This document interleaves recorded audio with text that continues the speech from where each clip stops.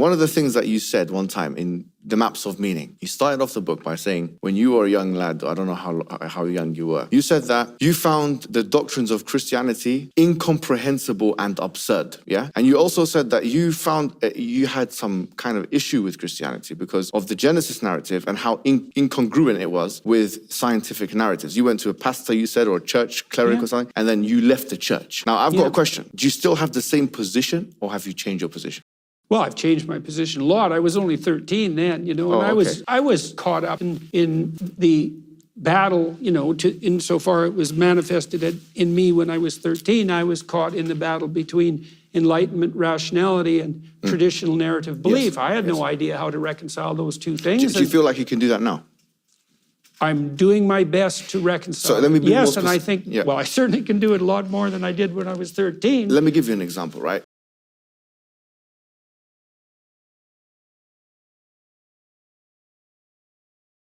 This point, when you were 13, I think you were thinking straight. I'll be sorry to be very straight, because someone with an IQ of 180 or whatever you have, someone of your intelligence. When you were 13, you probably had an IQ of 120 or something, yeah. So the reason why I think he was, because look at the Trinity, for example. Look at the schisms. Now this goes to your specialism.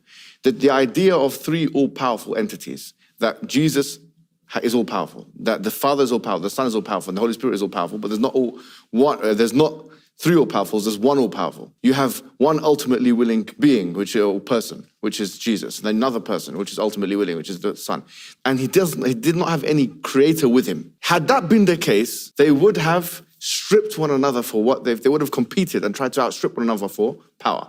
Meaning this idea of three all-powerful persons is unintelligible, to say the least. The idea that Jesus Christ exhibits two natures. I know that there are schisms and there's differences of opinion among Christians, but the fact that you have this human nature where Jesus is walking and he sees the tree and he can't eat from the tree, he doesn't know that the tree is in season or not, or that he doesn't know when the hour is, or whatever it may be. The Quran says it very clearly. كَانَا يَأْكُلَانِ الطَّعَامِ. Him and his mum used to eat food. This proposition that they're limited and unlimited at the same time is unintelligible. It's a contradiction. It's an affront to logic. This will cause you cognitive dissonance. My reaction to what you're saying is that this isn't an insult. I'm telling you what my reaction is. Please say it's not even a criticism. Of course. I find that discussion, as soon as it started, I found that less interesting than what we were doing before. It was harder for me to focus on. And I think the reason for that is that it transforms to some, and I'm not saying this isn't necessary at sometimes, but it transforms the transcendent into something like an intellectual and propositional discussion. And so in some sense, we're debating perhaps not the fine points of theology, because they're more like the blunt points of theology. I understand. But there's something about that isn't what I want to do with you. Yes. And it isn't that it's not necessary. So let me flip it around to some degree. So one of the things I'm very curious about is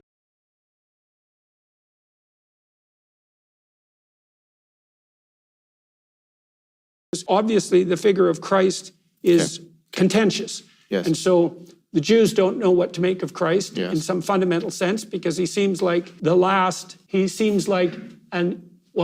continuation of the prophetic tradition in some real sense, plus he was Jewish, so that makes things complicated. And then, of course, the Christians put the figure of Christ as central in some real sense, but that begs the question of the relationship between Christ and God. And then in the Muslim community, Christ is also a central figure. And so I'm curious about that. And we could say we have doctrinal differences about what constitutes that centrality. It's like, fair enough. And I would also not say that I understand what that centrality means.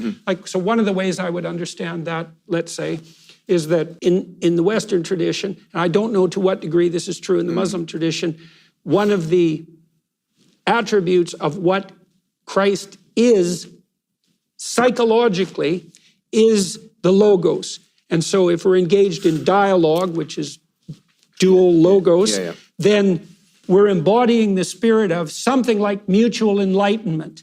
And that's then the presence of that spirit in the genuine confines of temporal reality, right? It's something like the infinite descending to the finite to illuminated us. And to the degree that we can have a dialogue in good faith, which is also a religious notion, then we can engage in that process of dialogos, and that transforms and redeems us.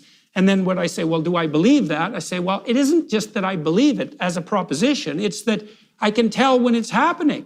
And so can you, I think. It's like, you're going to see that this conversation will ebb and flow, and some of the time it's going to grip you. You think, we're at the heart of the matter, and sometimes your attention's going to wander.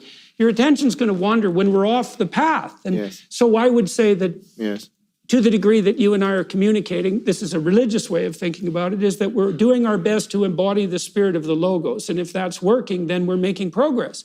And I know that in the Western tradition, that's part of what has been conceptualized as the fundamental attribute of the figure of Christ. And I know that Christ is central in the Muslim tradition. And so one of the things I would want to know is not how we differ doctrinally, because I don't even think I'm qualified to debate you on that case. We've got the guy here. Well, Jonathan might have some things to say, but what I would like to know instead is, why do you believe that the figure of Christ is central in some sense, or maybe I've got that wrong, although I don't think so.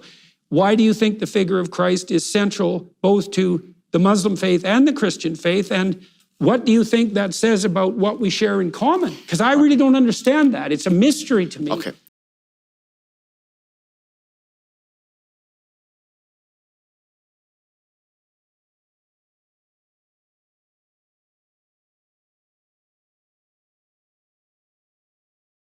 Muslims are the only other major world religion who believe in Jesus Christ as the Messiah, as the prophet. Right, he had the virgin and birth. this is a strange thing, so we should definitely be trying to sort that out. All right, so this is the first point of commonality. We believe in Jesus Christ. We believe in his miracles, that he cured the blind with God's permission, that he raised the dead with God's permission.